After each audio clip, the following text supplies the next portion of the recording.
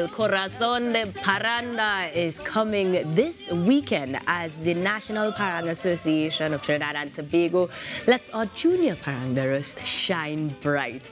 This morning, Youth Officer Mr. Joseph Bertrand is joining us to give us all the details and update us on the stiff competition. Yes, Good morning and welcome to the Now. Good morning. Thank you very much for having me.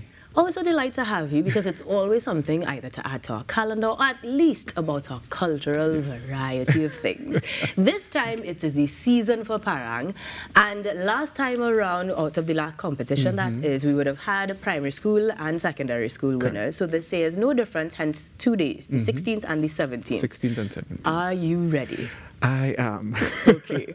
It is exciting, and we would be descending upon Holy Cross College in Arima. We head to the hills. Yes. Now, last year's winners in terms of primary school was Mova Anglican, and Bishop Sportive Sweden and QRC came together for the secondary school title, to take the title that is. Yes. This time around, they have a lot of competition. They do. Primary school alone, we are looking at, is it 23? 23 primary schools will be participating this year, and we have 16 secondary schools. So just to tell me what the criteria is like to distinguish these champions.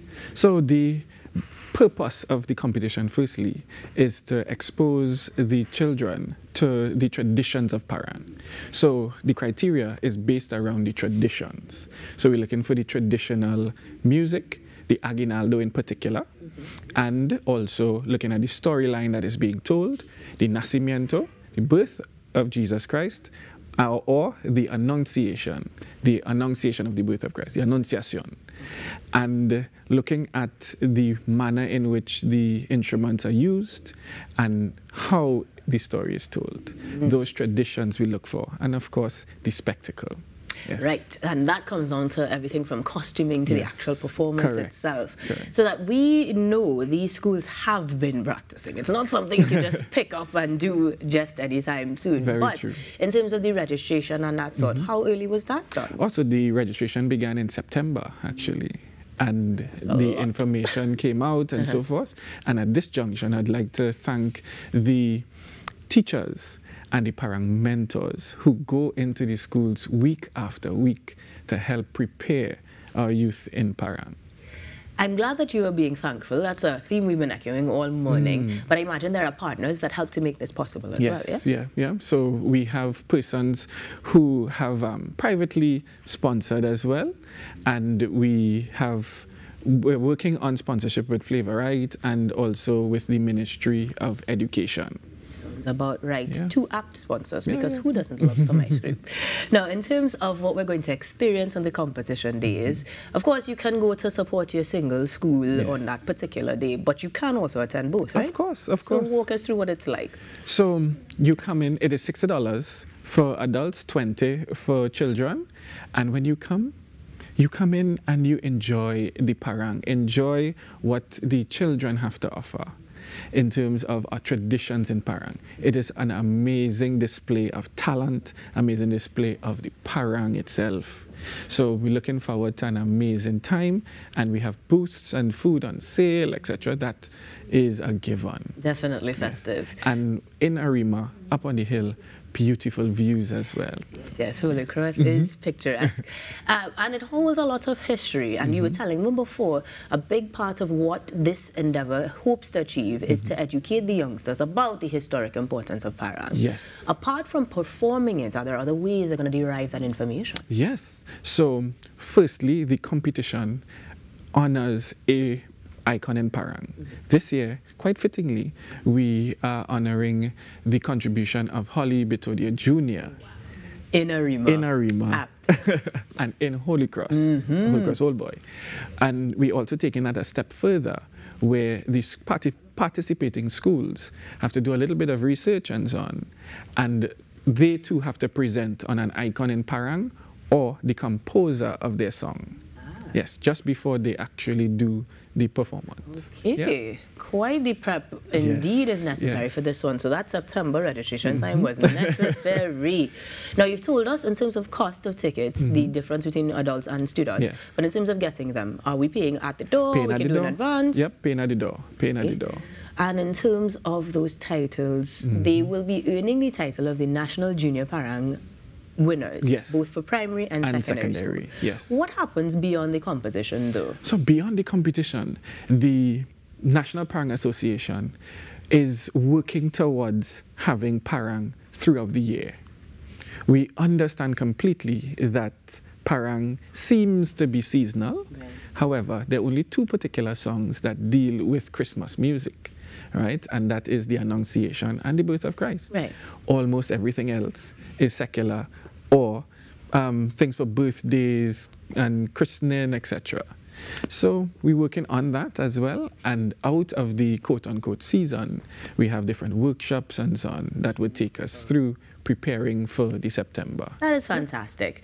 I was saying before, traveling outside of Trinidad, we realized this is ours. It is not something that exists anywhere else in the world.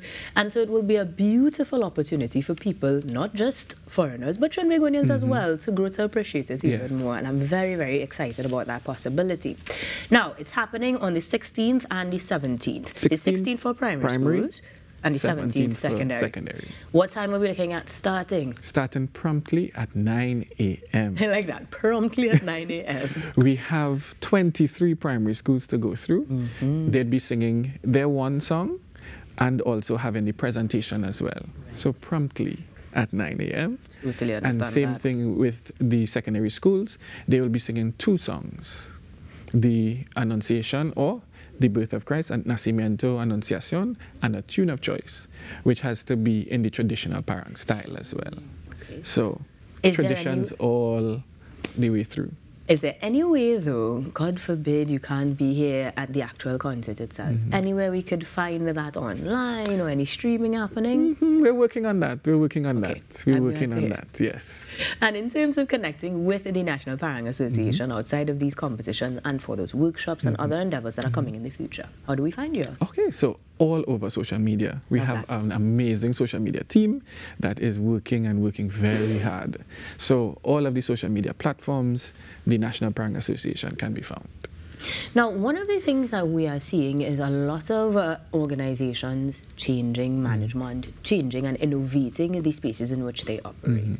This is the 53rd anniversary of the National Parang Association. Yes. And while you explain the anniversary is in April, will we see some events or activities in the lead up or even April and beyond? Yes. So having the festival this year surrounding the tradition of house-to-house parang, right? And we're going back to the roots and really presenting what the tradition is, right, in the house parang. And then that would take us to the end, which would be Lewa, the 6th of January. And from there, we would have different activities and so on that would lead up to the 54th anniversary. Right. Yes. Because we're looking at that in April. It means then that we have a very big calendar of events that we could look forward to. And that means we'll probably hear from you again pretty soon as we get ready for that. But for now, we're focusing on the students. Now, if it's one thing that you hope that the primary or secondary students take away from this, apart from, of course, the historic nature of parang and appreciation for it? Just one thing would be that experience in performing parang. For me, I had my first experience as a child. A group came home and some guy handed me a marac, and I realized that this is what I wanted to do. Right, so that one experience, right? So I'm hoping that out of the competition, out of this experience, they then have the ability to either join a band, augment a band, or create their own. Yes.